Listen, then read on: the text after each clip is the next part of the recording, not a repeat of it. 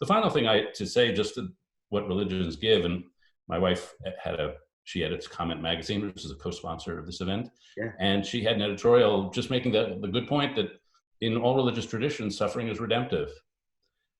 And that's Yes. not necessarily a belief that comes into a secular world. Yes.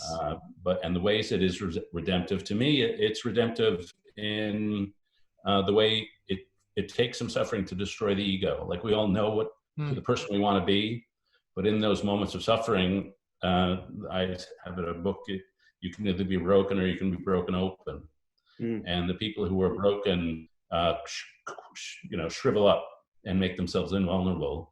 And the people who are broken open say, no, I'm going to become a bigger, wider person. One of my favorite theological passages is from Paul Tillich, a series of sermons in the 1950s.